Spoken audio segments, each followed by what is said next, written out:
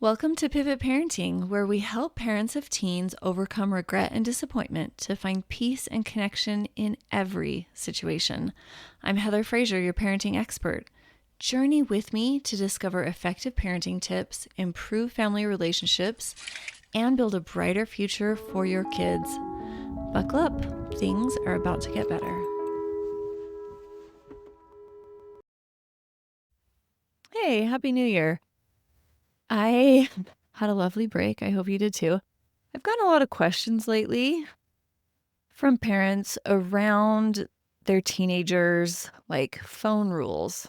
Maybe their kid got a phone for Christmas or wanted a phone for Christmas, curfew, birthdays, and now they are a little bit older. And so their child is pushing for more rules. They want more freedom. They want to go do summer sales, but they're 16 years old or 17 years old or fresh out of high school. They want to go on road trips with their friends or have a significant other in their life. And this can be really throwing for a lot of parents, especially when we want our kids to stay the same, to not grow up, to be our precious baby. And then they're pushing against us for things that are so adult. And we don't want them to be adults, and we're scared for them to be adults. So this is for parents who want to know how much freedom their teen should have. Spoiler alert, I am not going to tell you any rules, like kids should have cell phones only after the age of 18 or social media only after the age of 18, or at this age, this is their curfew, and at this age, this should be their curfew. I don't tell parents what to do.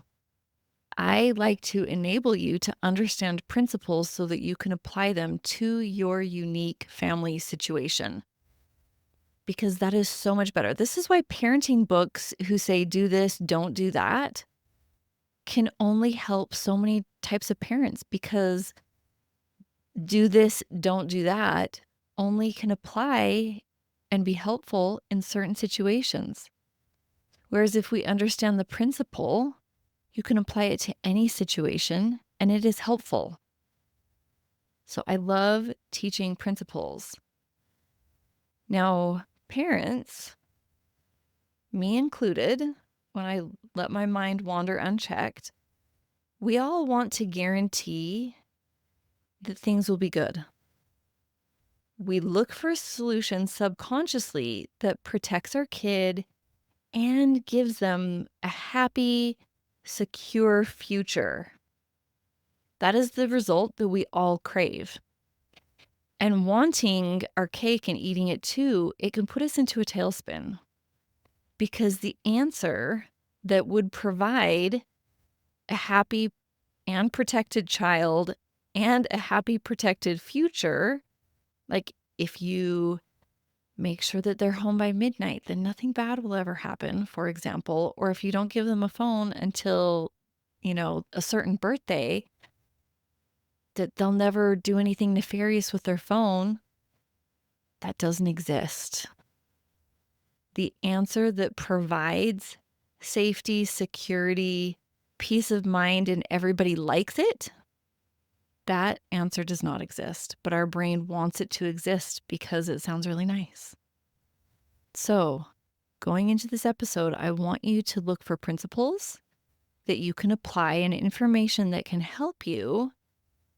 And then the strong sense of truth, which is our kids are supposed to fail. They're supposed to be stupid. We're supposed to get things wrong sometimes, and nothing has gone wrong. It's actually just human existence. At whatever age you and your kids are both at right now, it doesn't get less risky over time. So we want to let them fail. We want to acknowledge when we have failed, because that's simply part of life, and it really doesn't have to be a problem, even if it causes problems. It doesn't have to be a problem. So my goal today is to help you balance your teen's need for independence with safety and reassurance, while fostering trust, growth, and connection, and teaching you and your kid how to overcome things when it doesn't go right, because that's inevitable. And I want to give you actionable tools to confidently navigate decisions around your child's desire for independence, or maybe lack of desire for independence.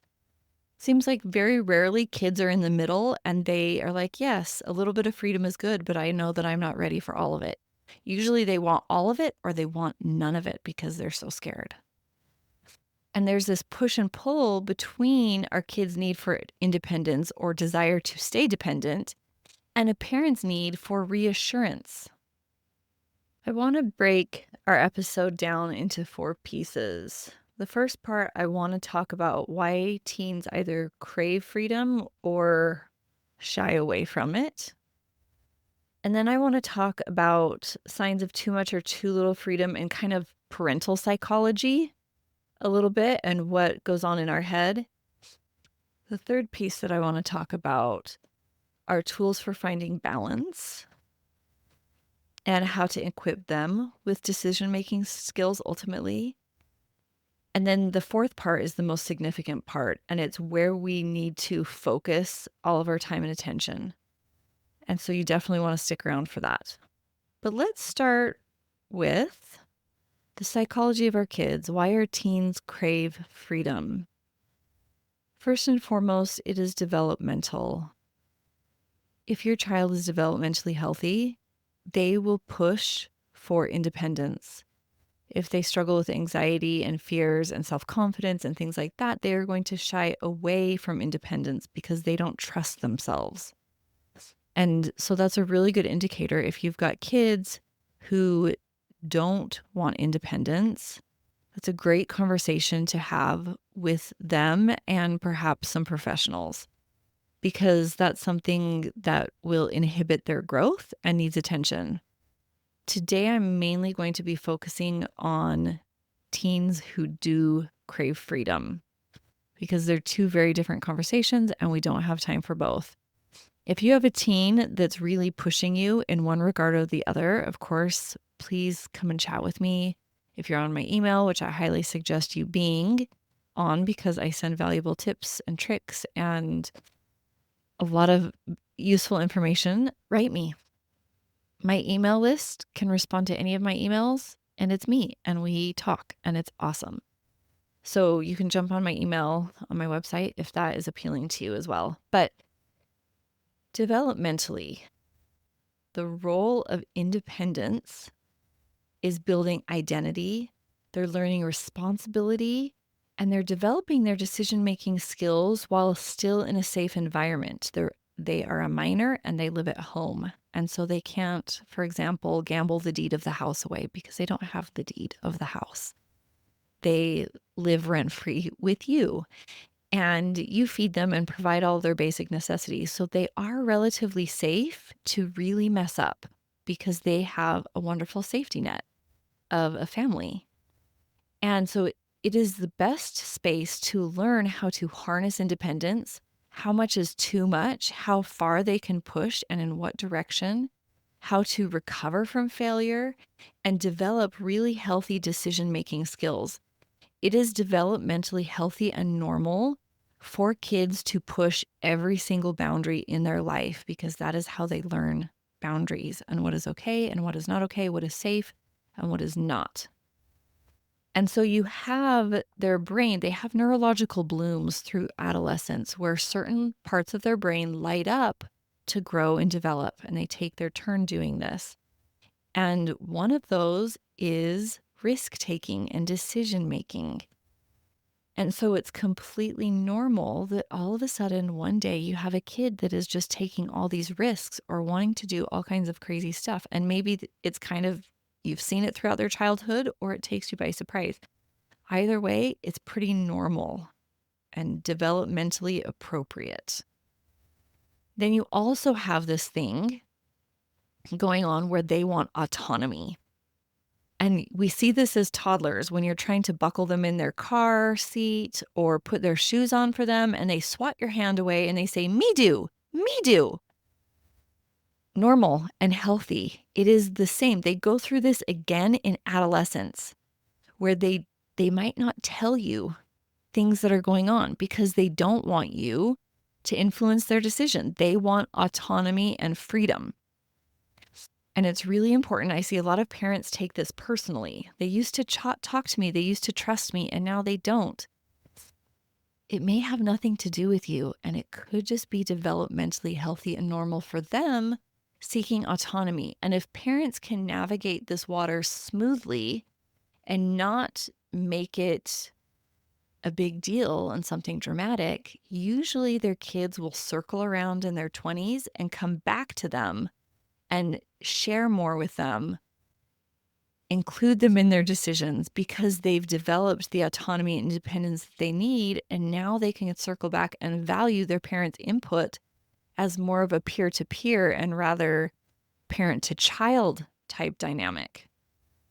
Parents also can read this as rebellious, but it really is your child just wants trust and competence, and they might hide things from you, little freedoms that they're taking on their own, if they don't believe you trust them, if they don't think you would approve, and if they don't think that you would allow them the freedoms. Oftentimes they will just take it. This, again, is not necessarily rebellion. It's developmentally normal. And that doesn't mean that you can't have boundaries and rules and consequences. I always advocate for healthy rules and consequences and having conversations with our kids. But this is a lot easier when we aren't adding fuel to the fire of drama. And a good example of this could be a teen asking for social media or more social media time. And one of my friends, her daughter, they look a lot alike, and her daughter's face will unlock her mother's phone. And she would give herself lots of screen time. And her mom had no idea because she could unlock her phone and approve more screen time. I've also had children sneak apps that were told no. It is really easy to see this as lying, rebellion, naughty behavior. But that is adding a lot more emotion to a situation that doesn't benefit from it. If your child is sneaking independence and freedoms in ways that you don't see as age appropriate, it's age appropriate for them to be sneaking these freedoms and independences. And this can be really frustrating, and I get that. But it also means that your kid's pretty normal and they're developing as they should be. And again, follow up with rules and consequences. Have discussions. Talk about why you are inhibiting their freedoms and listen. Most importantly, you want to listen as to why they think they should have those freedoms. This can be a really great way to open up conversations. So let's talk about the second part, which is indicators of maybe a little too much or a little too little freedom. If your child has too much freedom, this is called permissive parenting or neglectful parenting. And kids lack boundaries and can really struggle with accountability. This can show up in homework. This can show up in the amount of time they are on screens, poor grades, unsafe behaviors. And both parenting types that allow too much freedom, which is neglectful first and foremost, and then permissive parenting, these are the two parenting styles that usually provide teenagers with the worst life outcomes, statistically speaking, according to the studies. So we want to have boundaries and rules and not give our children too much freedom through neglect or trying to win their friendship. But on the other hand, we've got too little freedom. Teens can feel very stifled and untrusted. It can lead to them taking more independence than they would have normally through acts that can be rebellious, sneaking around, and it can strain your relationship because they will cut you out and push you away. An example of this is a teen lying about where they're going due to overly strict parents. Whereas if you allow them the freedom to go, let's say you have a 13-year-old and they want to go to a party with boys and girls, I know when I was in junior high, boy-girl parties were a huge deal. Maybe they're not anymore. I don't know. But some of my friends couldn't go because there would be boys there and they weren't old enough, right? They're 10, 11, 12, 13. Well, guess what? Children could potentially sneak and go to those parties. And then the parent doesn't have good information on if there's adults there, who else is attending, how late it will go, where it's at, to keep their child as safe as possible. And so there is a balance. And how you identify the balance is you ask yourself, is this about my child's readiness or my fears? That's how you figure it out. Am I parenting from fear or am I parenting logically? And we want to give our kids between 1 and 10% more freedom than we think that they can handle. We want them to go right up to the edge of failure with the ability to fail most of the time, but just a little bit, so that they can learn where that edge is. So their readiness is if they are ready to fail, not if they're ready to fly.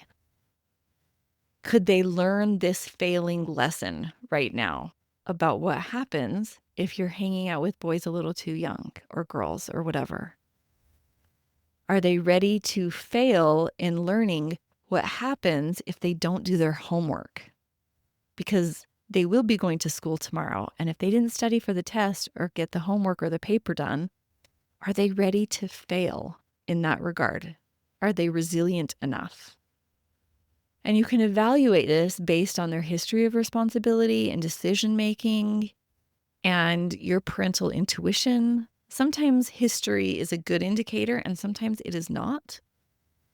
And so the main question is, am I wanting to stifle or grant this independence out of fear that they might be angry if I say no, or fear that things will not go well if I say yes, and that I'll feel really bad because they'll be upset and things won't be good? That's the question that you want to ask yourself. Hi there. I just want to pause and let you know if you are struggling to make sense of your teen's behaviors, emotions are running wild, and you're looking to turn things around to have the family you dreamed of while rocking them to sleep, I would love to talk to you. I want to give you a special, powerful gift. 30 minutes with me, my friend. You'll walk away with more confidence, clarity, and understanding of what the issue is and your next best step in resolving any situation you bring to me. It's completely free. I love families and want to help yours be wildly happy and successful. Book this call by visiting my website, heatherfraser.com. Remember, Fraser is spelled with a Z-I in the middle. And don't worry, the link is also in the show notes. I look forward to meeting and helping you. The third thing that I want to talk about today are tools to find the balance for freedom. The first one is to understand trust. Trust is a big conversation topic with me and my clients, and we need to really understand it. First and foremost, trust can be a feeling, it can be an action, it can be a belief. And something that parents really have a hard time separating is trust and love or respect. Trust is a choice. We can choose to create trust or give trust or believe in trust and still love and support our child. And it's completely separate.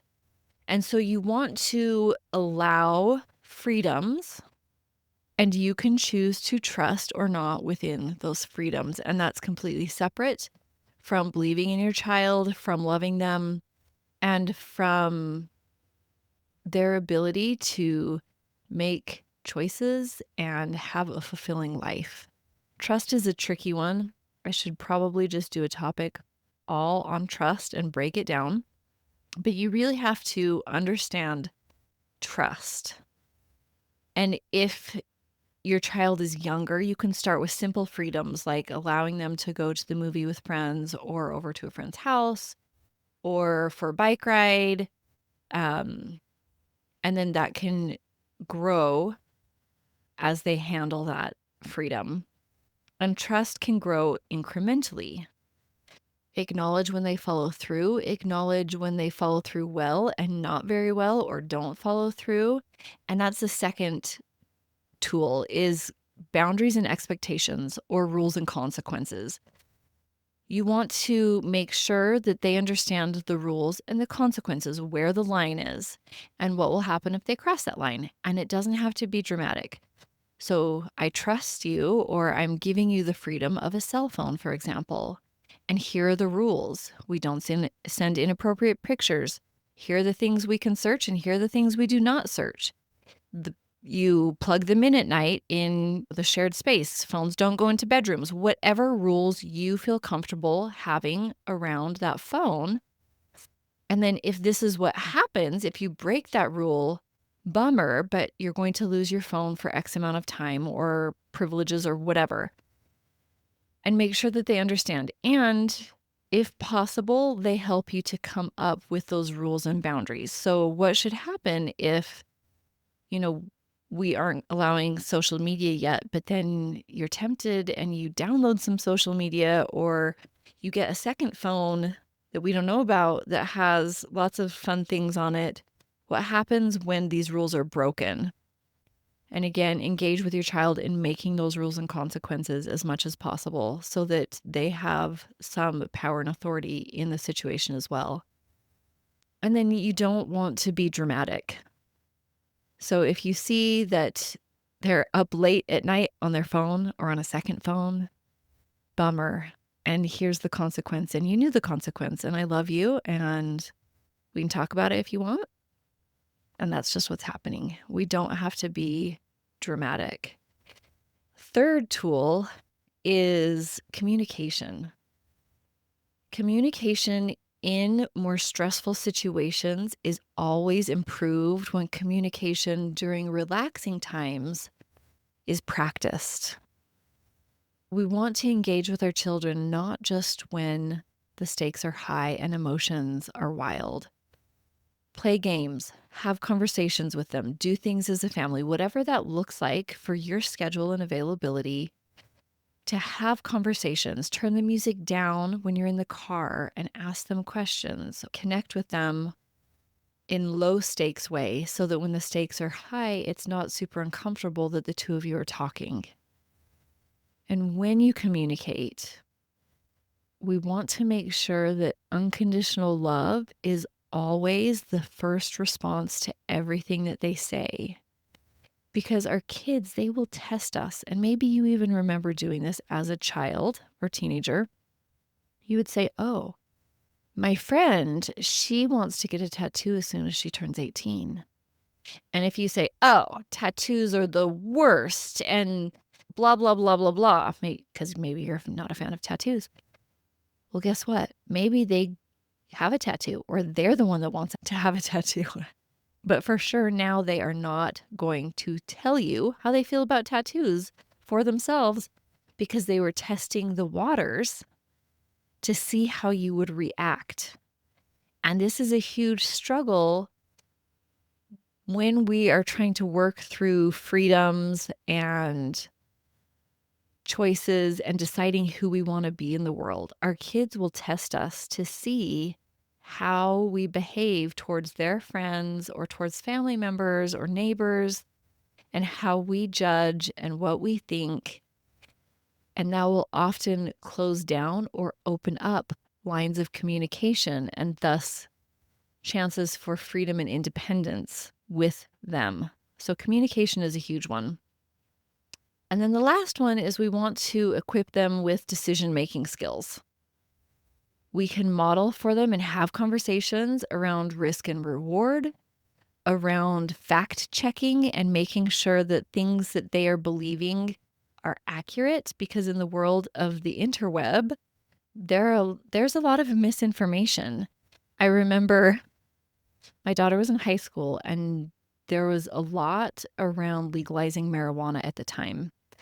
And my daughter, who was in her prime of being smarter than everyone in the room and knowing everything, was citing off all these facts about marijuana legalization. And my husband just looked at her and said, "That's great. Where did you get that information?" And she kind of scoffed and just, it's common knowledge. So he proceeded to fact check everything that she was saying. And it turns out a lot of it was misinformation or incomplete information. And so it's really important for our children to understand how convoluted and deceitful and incomplete TikToks and Facebook articles and Reddit, those are all fun things to consume, and we all do, but we have to understand that a lot of it is misinformation. And so when we want to make decisions, when we are seeking freedom and independence, we need to make sure we have all the facts. And then we want to model decision making for a child by sharing our thought processes. And when we make family decisions around rules like curfew or phones or exercise or whatever it is. All right, the fourth part is we need to keep our eye on the prize. So a lot of parents get hung up on what is in their face every day, which is grades, doing chores, how much they're hanging out in their room and obeying or disobeying and lying and putting forth effort. And that's what we get hung up on. And we don't want to give them more independence when we see that they aren't getting good grades or when they aren't making it on time to school or to basketball practice. And those things are important. But what we really need to dwell on is connection and making sure that we have the relationship that we need with them so that they can feel supported and trusted. Because then they are less likely to abuse freedoms and they are more likely to thrive in an independent environment because they know that, yes, grades are important, but what they're struggling with or what they're dealing with is more important, that they are more important than their grades, or that they are more important than a clean house, getting their dishes done on time. And so we want to prioritize connection over being the right parent, being the fun parent, being the strict parent, being the parent that your kid is going to brag about, that they get to do anything they want. The best way to immunize your child against misuse of their independence is to have a respectful relationship with them where communication is open and it's a non-judgmental place. It's a loving place. And that is the foundation of your relationship with them. This can look like being curious instead of critical. So asking more questions when you find something out instead of saying, "How could you? Why would you? What's going on here?" Instead, "Well, what were you planning to happen around this?" Or walk me through the decision-making process on how you justified getting, a social media app that you aren't allowed to have, instead of reacting. We want to show them that their freedom isn't about you as a parent maintaining control or dominance over them, but it's about them developing and testing their limits in a safe space and growing and developing into a thriving adult at some point. So to recap, teens need freedom to grow, and it's a balance between independence and safety that you know best. I have some episodes about your intuition, about following your parental intuition. I invite you to search those out and find them because they will help you. That intuition is going to be your guide. Trust is a choice that you can make or not make, and it does not affect how much you love your child.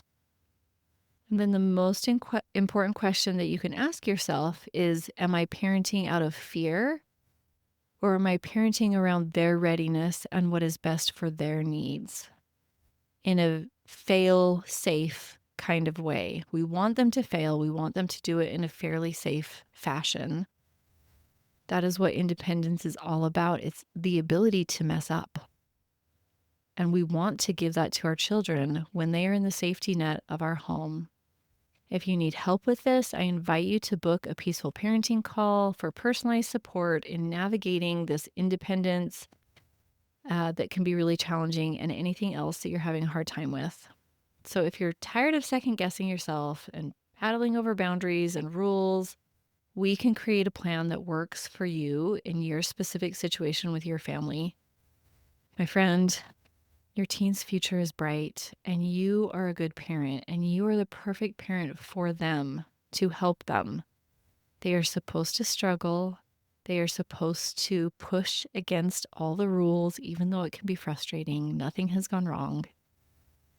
And I hope that you have a great week, and I will talk to you next time. Heather is the one, an expert in the field. She